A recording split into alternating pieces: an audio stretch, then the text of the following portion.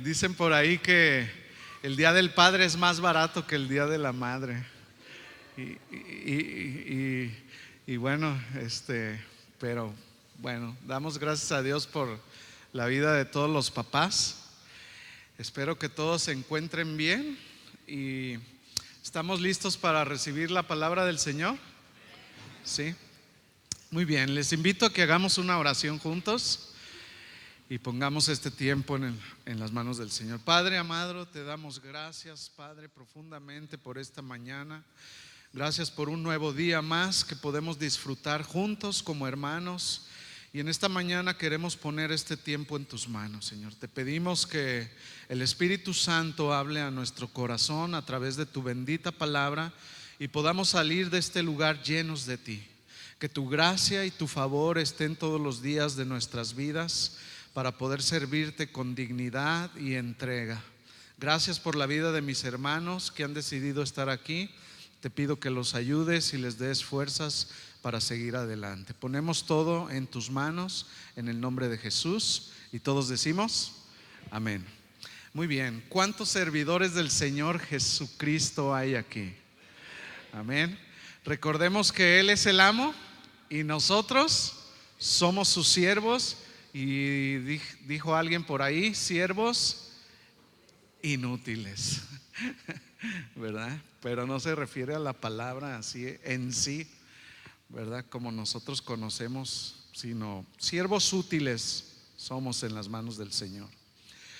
Para servir en el ministerio hay toda una lista de requerimientos que hemos visto hasta hoy para la buena función y desarrollo del ministerio. Entre ellos vimos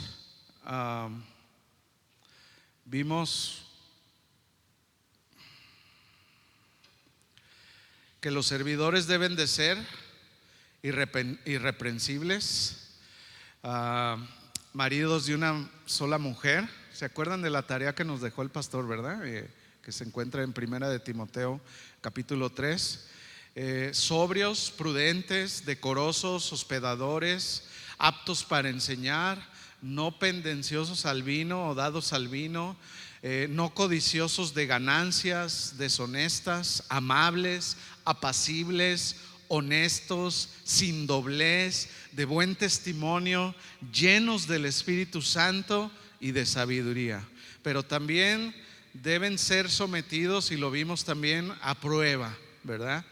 En Efesios capítulo 4 versículo del 1 al 16, aquí se encuentran los principios que hacen unificarse, funcionar y crecer al cuerpo de Cristo.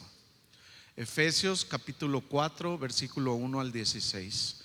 Y los versículos del 1 al 6 son una exhortación a la unidad y explican los medios y motivaciones para esa unidad. En los versículos 7 al 16 enseñan los procedimientos para la edificación y crecimiento de la iglesia. Y así esta carta a los Efesios nos ayuda a saber cómo debemos desarrollar también los dones que Dios nos ha dado para su servicio y para la edificación de la iglesia. La congregación que conozca y practique estos principios que Pablo señala en Efesios estará cumpliendo su encomienda en la iglesia y en el mundo. El título del tema, para los que anotan, es Guardando la unidad. Guardando la unidad. ¿Ustedes sabían o creen que sea importante guardar la unidad los unos con los otros? Sí, porque ya en la marcha, cuando nosotros estamos sirviendo, bueno, pues se encuentran dificultades, diferentes formas de pensar, ¿verdad? Pero ante todas estas dificultades o cosas que pueden haber en el ministerio, nosotros como servidores pues debemos de guardar la unidad, no pelearnos unos a otros como en muchos lados lo hacen, sino debemos de guardar la unidad y debemos de procurar siempre guardarla. Muchas veces vamos a tener que doblegarnos, aunque tengamos razón, ¿verdad? Vamos a tener que ceder para así entonces nosotros poder guardar la unidad. Así que el título del tema es guardando la unidad.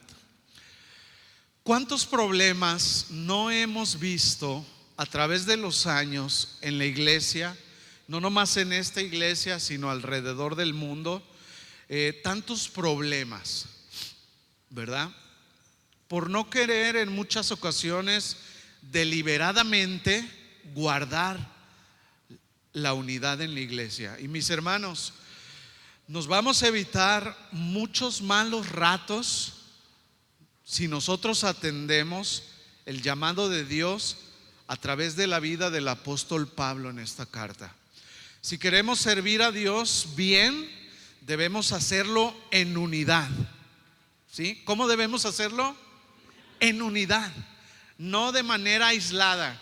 Yo acá con los jóvenes, yo en el ministerio infantil, o los del grupo de alabanza por su lado. No, o los sugieres.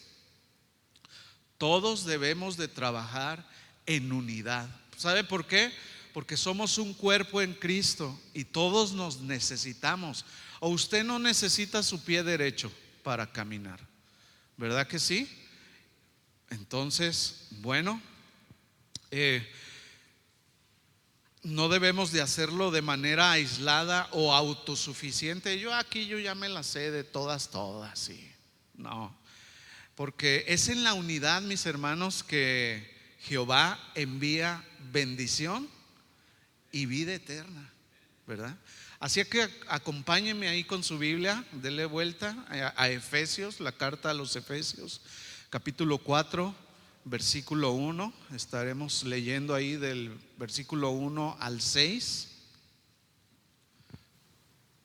Cuando esté listo, deme un amén. Dice así, Efesios capítulo 4, versículo 1. Yo pues, preso en el Señor, os ruego que andéis como es digno de la vocación con que fuisteis llamados.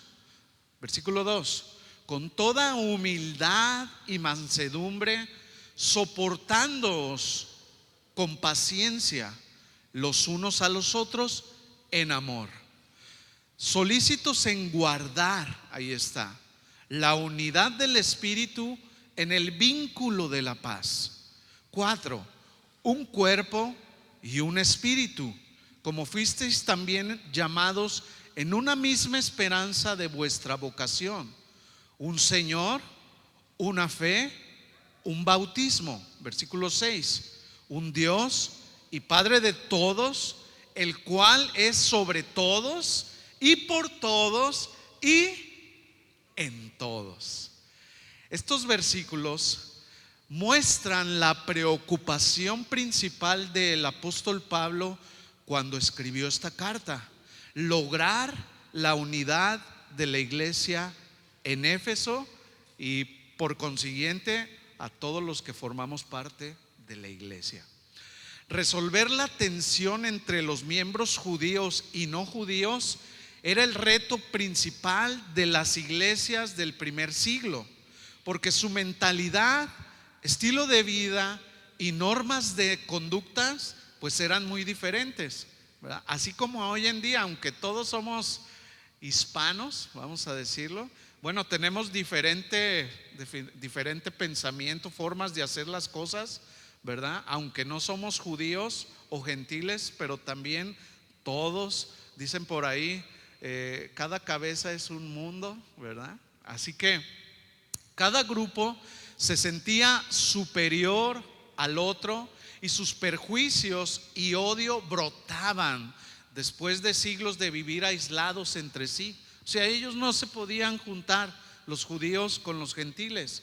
Por eso Pablo insistía en que todos los creyentes de cualquier trasfondo disfrutaran de la misma posición espiritual y celestial, ¿verdad? Sin la gracia de Dios, nadie puede recibir el perdón. Y Pablo enseñó que la muerte de Cristo destruyó las barreras que separan a los seres humanos. En el capítulo 1 de la carta, de esta misma carta, Pablo oró pidiendo que todos comprendieran estas verdades. En el capítulo 3 pidió a Dios que aprendieran todas las dimensiones del amor de Cristo, para que Dios fuera glorificado a través de la unidad.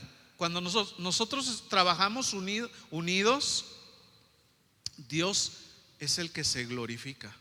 Y para eso estamos nosotros, para glorificarlo a Él, no a nuestros deseos personales.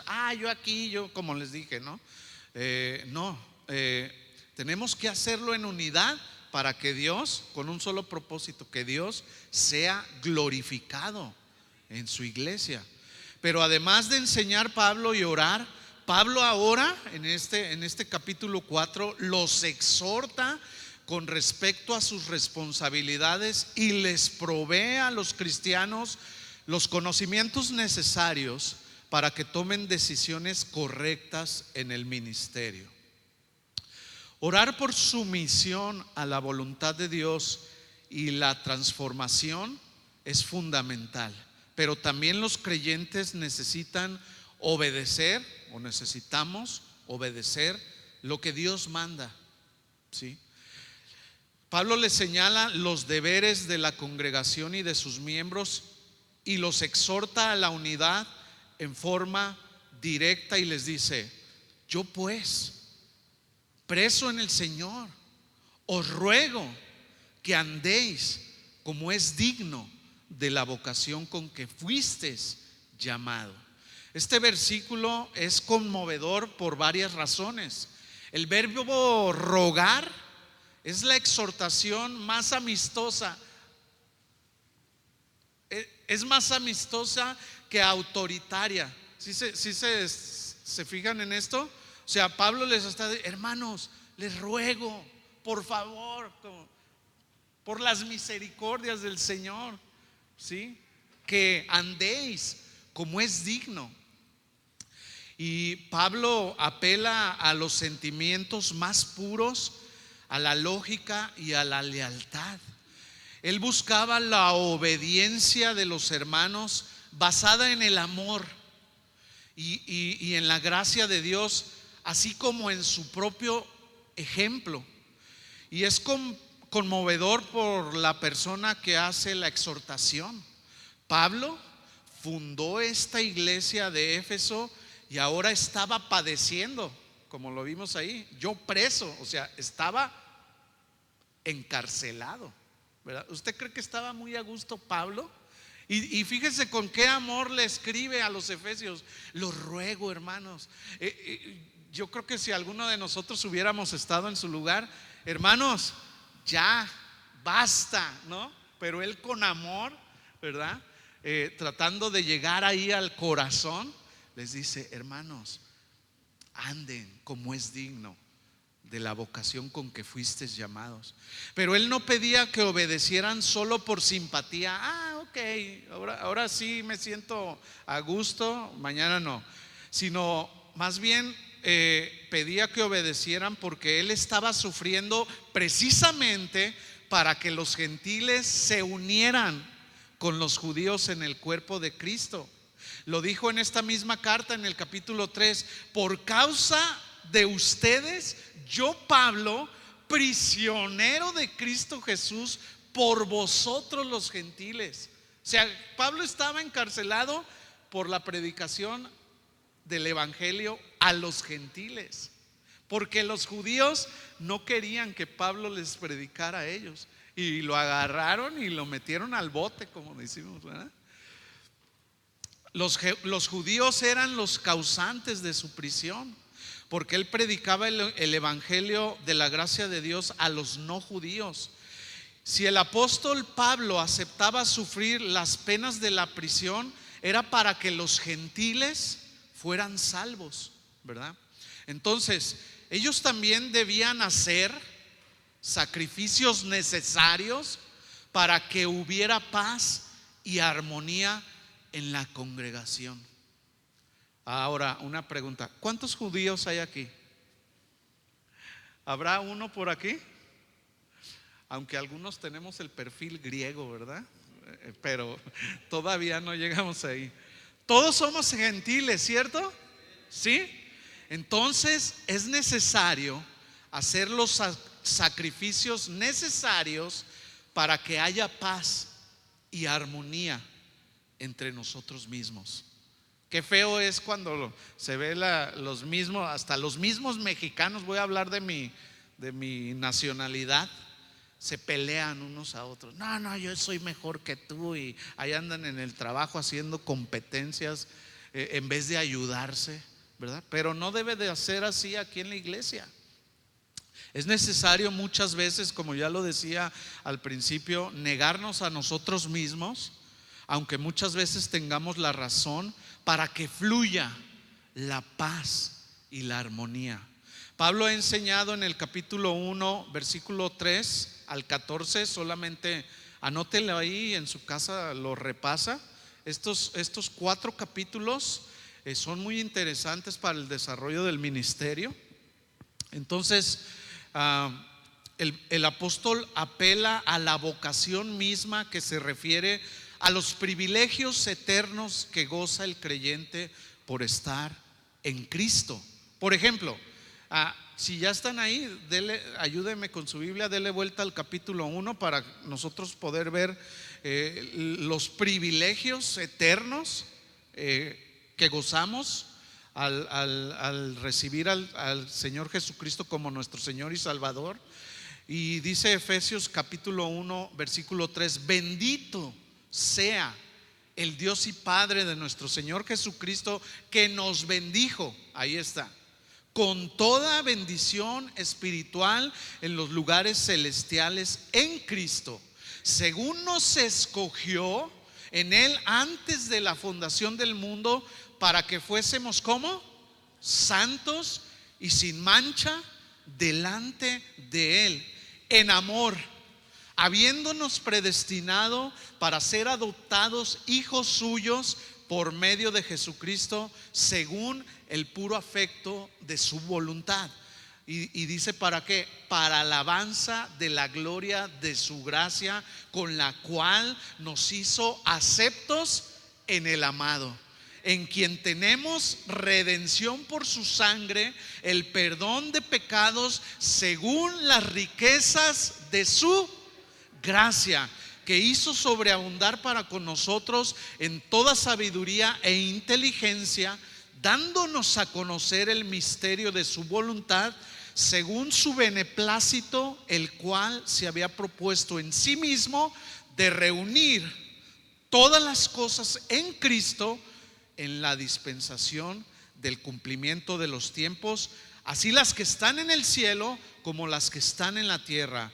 En Él asimismo tuvimos herencia, habiendo sido predestinados conforme al propósito del que hace todas las cosas según el designio de su voluntad, a fin, vuelve a repetir ahí, de que seamos para alabanza de su gloria, no la nuestra. Nosotros, los que primeramente esperábamos en Cristo, en Él también vosotros, habiendo oído la palabra de verdad, el evangelio de vuestra salvación, y habiendo creído en Él, fuisteis sellados con el Espíritu Santo de la promesa, que es las arras de nuestra herencia, hasta la redención de la posesión adquirida. Vuelve a repetir a eso: para la alabanza de su gloria. Mis hermanos, todo, usted y yo, y todas las cosas fueron hechas para la alabanza de su gloria. ¿No le dan fuerte aplauso a nuestro Padre Celestial?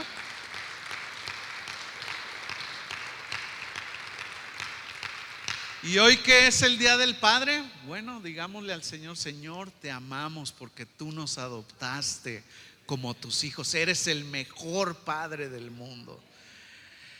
Todo esto, mis hermanos, que acabamos de leer, es su vocación. a la vocación a la que fuimos llamados, ¿sí? Ahora debemos caminar día a día siendo dignos de todo esto, ¿sí? Dignos lleva la idea de un objeto de igual peso que otro, ¿sí? De gran peso fue nuestra salvación y así de gran peso es nuestro servicio a Dios. La conducta debe de ser igual de peso que las bendiciones y privilegios que tienen los creyentes. Las relaciones entre los cristianos deben reflejar la realidad de que Dios reconcilió a los hombres los unos con los otros. Ahora veamos las cualidades que fomentan la unidad. Dele vuelta a su Biblia al capítulo 4, versículo 2 y 3. Dice así: con toda ¿qué? Humildad y mansedumbre, soportándoos con paciencia los unos a los otros en amor, solícitos en guardar la unidad del Espíritu en el vínculo de la paz. Esta es una lista de cualidades personales y responsabilidades para cada uno de nosotros que fomentan las buenas relaciones. La armonía entre los cristianos se logra gracias a ciertas características que residen dentro de cada individuo. La humildad no era una idea deseable en el mundo griego, porque lleva la idea de servidumbre humillante y la pérdida de dignidad personal. Eso era lo que ellos pensaban de la humildad. Por las mismas razones, la cultura actual resiste esta misma idea. Sin embargo, para los hebreos y para los cristianos, la humildad y la mansedumbre son cualidades deseables y necesarias. El orgullo, la soberbia, la arrogancia y el egocentrismo no contribuyen a buscar el bienestar de los demás y tampoco permiten la obediencia a Dios. Aún el Hijo de Dios no vino para ser servido, sino ¿para qué? Para servir y para dar su vida en rescate de muchos. Este es el fundamento de nuestra salvación. Jesús pagó el precio para liberarnos de la esclavitud del pecado, para servirle a Él. Para eso nos salvó, mis hermanos, para servirle a Él, no para estar sentados en una silla jugando a la iglesia. No.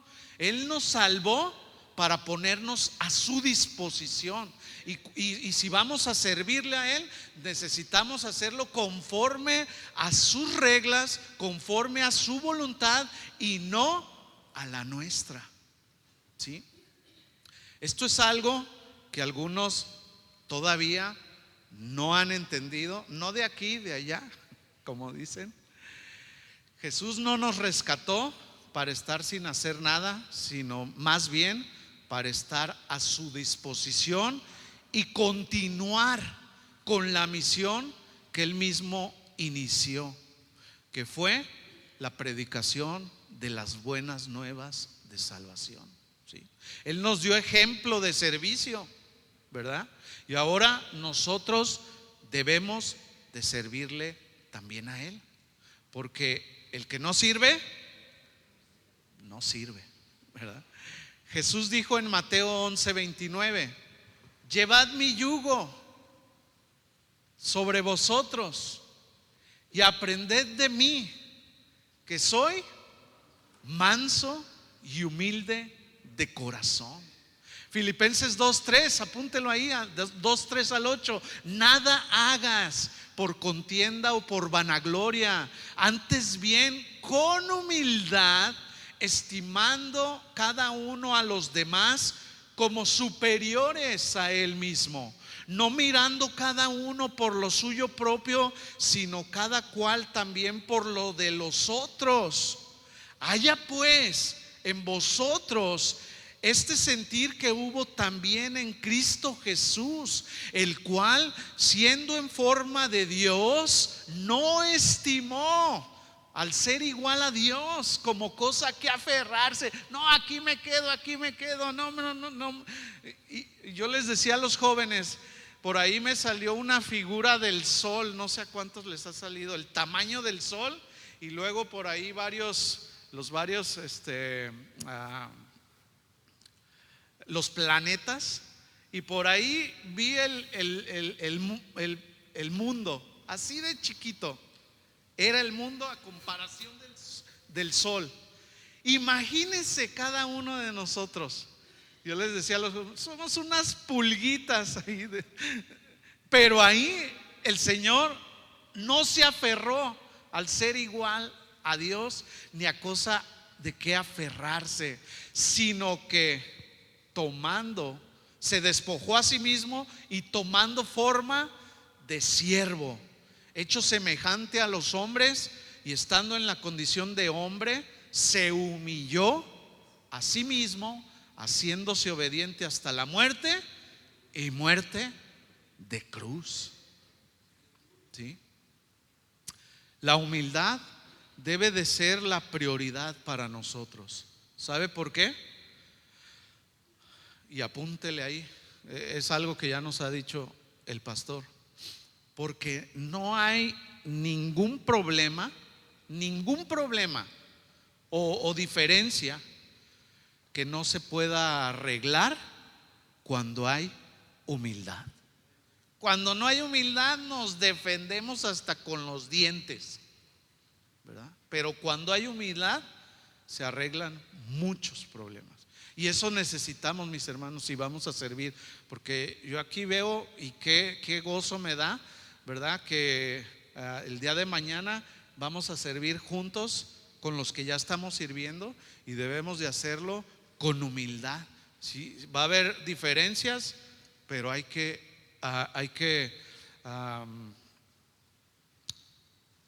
mantener la unidad y la paz los unos con los otros. Al soberbio, dice la Biblia, que Dios lo mira de lejos, pero al humilde le da su gracia y de su sabiduría para seguir adelante. La mansedumbre, por otro lado, aparece más a menudo como requisito para referirse a las buenas relaciones con otras personas. Se ha definido la mansedumbre como la actitud humilde y gentil que se manifiesta en una sumisión paciente frente a las ofensas. Sumisión paciente frente a las ofensas, libre de malicia y del deseo de venganza. Eso es mansedumbre, ¿sí? La frase soportándoos con paciencia asume que alguno ha ofendido al creyente y debemos de soportar, aguantarnos, ¿verdad? Aunque la carne rechine por dentro, soportar con paciencia. La palabra paciencia también se describe como longanimidad, ¿verdad? Así muy extendida, ¿sí? Los cristianos no siempre se tratan con sabiduría, bondad y gentileza, esa es la mera verdad. Pero, y el sustantivo que aparece como la frase longanimidad es la capacidad de soportar por mucho tiempo el agravio. Pablo testificó que Dios le mostró longanimidad antes de su conversión, ¿sí? Es decir, Dios fue paciente con Pablo hasta el día de su conversión, así como ha sido paciente con cada uno de nosotros. La paciencia de Dios con nosotros nos enseña a tener longanimidad cuando otros nos ofenden. ¿verdad? Es decir, si el Señor ha sido paciente con nosotros, nosotros también debemos de desarrollar la misma paciencia, porque tenemos un mismo espíritu, el Espíritu de Dios, ¿verdad?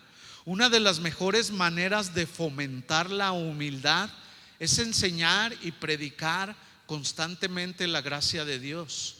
Cuando el cristiano se dé cuenta en lo más profundo de su ser que es un rebelde pecador y que no merece que Dios le haya rescatado, entonces dejará de sentirse superior a los demás. ¿Sí? Y detrás de todas estas cualidades que acabamos de ver, la paciencia, la humildad, la mansedumbre, ¿qué creen que está? El amor. Sí, el amor que se sacrifica por otras personas, buscando el bienestar de ellas a un alto costo. Este amor es más una conducta que un sentimiento, ¿sí? El amor muestra misericordia perdonando a los demás, ¿sí? Efesios 4:32 dice: antes, sed benignos unos con otros, misericordiosos, perdonándoos unos a otros, como Dios también os perdonó a vosotros en Cristo Jesús. ¿Qué es el amor? Primera de Corintios 13, pasajes muy conocidos, 13:4. El amor es sufrido, es benigno.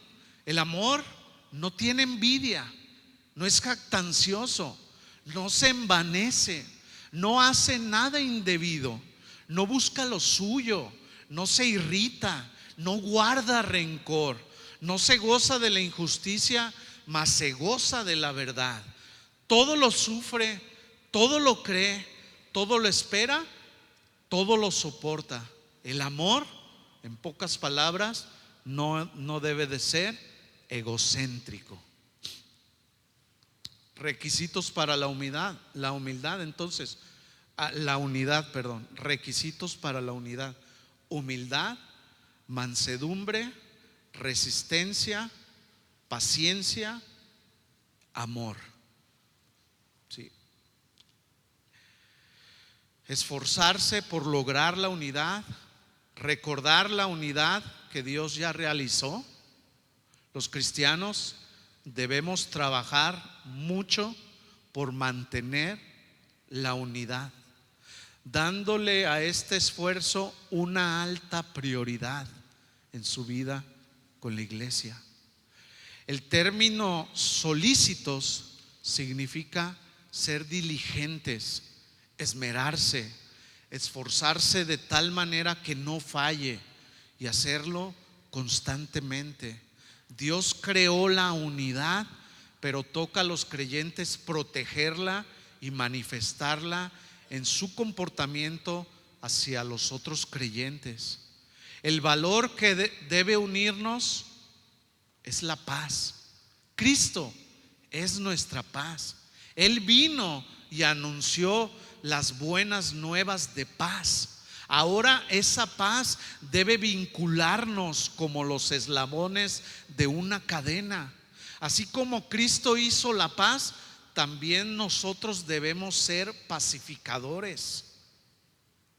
Mateo 5:9, Santiago 3:17, apúntelo ahí. Mis hermanos, tomemos nota de esto. Es necesario soportar con humildad y amor a las personas que son diferentes a nosotros y a los que no nos tratan como nosotros queremos. Es importante soportar con humildad y amor, ¿sí? El apóstol Pablo, ¿ustedes creen que soportó? Soportó mucho a las personas que no le trataban bien y que cometieron injusticias contra él. Sin embargo, lo que sí él no toleraba era la falsa doctrina. Ahí sí se ponía bravo el apóstol, pero no si alguien le hacía algo. a él, sino con paciencia y mansedumbre lo soportaba por amor a Dios y por amor al prójimo. No toleraba la falsa doctrina que desprestigiaba la obra perfecta de Jesucristo. Tampoco soportaba el pecado que perjudicaba el testimonio del evangelio. Y una ocasión dijo: miserable de mí, ¿quién podrá librarme de este cuerpo? Sí. Él amaba a todos y se preocupaba por todos los cristianos, pero a veces tenía también que actuar con dureza debido al celo que tenía por la verdad y por la iglesia. Pero aún en esos momentos lo hacía con mansedumbre, con humildad, con amabilidad y sin contienda. ¿Sí? Segunda de Timoteo capítulo 2 versículo 24 dice: porque el siervo del Señor, ¿cuántos siervos del Señor hay aquí? Dice: el siervo del Señor no debe de ser contencioso, sino amable para con todos, apto para enseñar, sufrido, que con mansedumbre corrija a los que se oponen, por si quizás Dios les conceda que se arrepientan para conocer la verdad. Verdades que nos unen. Efesios 4:4, lo tiene ahí abierto en su Biblia. Sígame con su vista. Dice: un cuerpo y un espíritu, como fuisteis llamados en una misma esperanza de vuestra vocación, un Señor, una fe, un bautismo, un Dios y Padre de todos, el cual es sobre todos y por todos y en todos. Los cristianos no somos los autores de la unidad en la iglesia. Dios ya la hizo y encarga a los creyentes que la manifiesten en sus relaciones. Pablo señala 7 verdades divinas que unen a los cristianos y repasa esas enseñanzas para motivarnos a cumplir los deberes marcados. Por ejemplo, número 1, un cuerpo, dice ahí. Esto se refiere a la iglesia. Somos un cuerpo en Cristo, de la cual Jesucristo es la cabeza. Los cristianos están unidos como los miembros del cuerpo humano y deben apoyarse mutuamente, sentir juntos las penas y alegrías y funcionar como un solo hombre para poder cumplir la voluntad de Dios. Número 2, un espíritu. Se refiere a la tercera persona de la Trinidad. El Espíritu Santo mora en cada creyente y así hace que la iglesia sea el templo y morada de Dios en el mundo.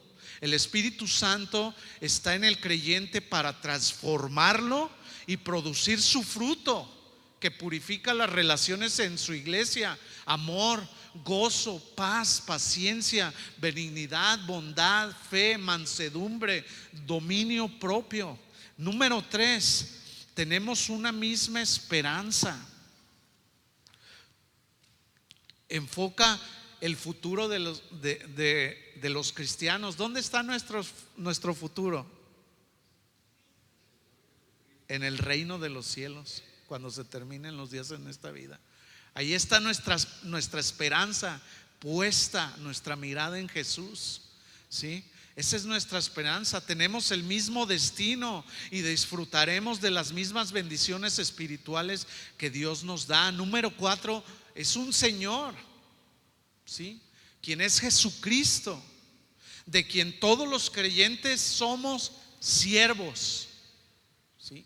Él es la cabeza de la iglesia y tiene el señorío sobre todos los suyos. El propósito de Dios es moldearnos a todos a la imagen de Jesucristo, incluyendo las cualidades que guardarán la unidad en su cuerpo. Número 5, una fe. Es la fe en el sacrificio de Cristo. El gentil y el judío tienen la misma culpabilidad. están bajo el juicio de Dios y tienen que ser justificados por el mismo medio. Con humildad tenemos que acercarnos a Dios por fe, sin reclamar ningún mérito propio de justicia personal. Ay, es que yo soy muy bueno, es que yo doné $50,000 ahí a los huérfanos. Es que no. El único medio para la salvación es Jesucristo. Él es el Señor. La fe es la puerta que nos lleva a la gracia de Dios. Número 6, un bautismo que se refiere al bautismo por el Espíritu Santo. Primera de Corintios 12:13, el apóstol explica que el bautismo del Espíritu es la obra que hace esa divina persona al introducirnos y unirnos al cuerpo de Cristo. Es su obra. Esto sucede cuando el creyente recibe a Cristo como su Señor y Salvador. Por el bautismo del Espíritu Santo quedamos unidos al Hijo y a todos los que son cristianos, unidos, ¿sí? Número 7, un Dios y Padre. Y ahí concluye la lista. En la antigüedad, cada nación tenía sus propios dioses. Israel tenía al único Dios verdadero. Algunos creían tener a Dios en exclusiva para ellos. Sin embargo, el Señor es el creador y Dios de todas las naciones.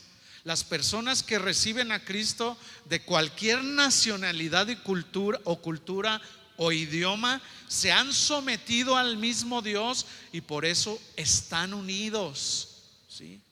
Los hermanos de un solo Padre pueden ser muy diferentes en aspecto, habilidades, intereses y comportamiento, pero no dejan de ser hijos del mismo Padre. Pablo concluye recordándonos que el mismo Dios y Padre es supremo sobre todos los creyentes, cumple sus propósitos a través de ellos y ha hecho su morada en todos ellos, ¿sí? La unidad de los cristianos está basada en su relación con el Padre, el Hijo y el Espíritu Santo.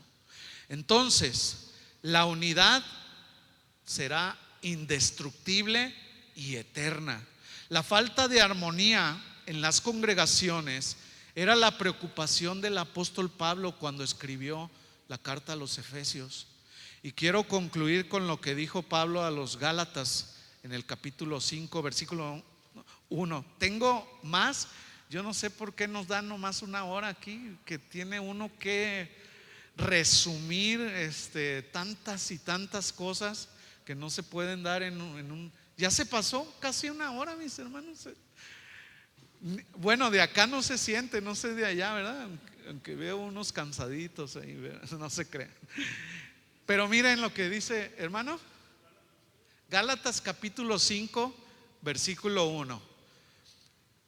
Dice: no usen la libertad como ocasión para la carne, sino servíos por amor los unos a los otros, guardando en todo momento la unidad en el espíritu y no en la carne, ¿sí? Es necesario, mis amados, que tomemos el consejo de la palabra de Dios, ¿sí? Esto yo lo he compartido con los del grupo de alabanza, para que nuestro servicio que realizamos en el nombre del Señor no sea en vano, ¿sí? Sino más bien eficaz, y que nuestro testimonio de que nos amamos los unos a los otros y que nos soportamos pueda alcanzar a aquellos que nos están mirando, empezando por nuestros propios hijos, ¿sí? Podemos ser de bendición, pero también podemos ser piedra de tropiezo, ¿sí? Es necesario que pongamos atención y guardemos por todos los medios la unidad en la iglesia. El enemigo quiere destruirnos y quiere dividirnos, y usará a aquellas personas que están tambaleando, que llevan un cristianismo muy light.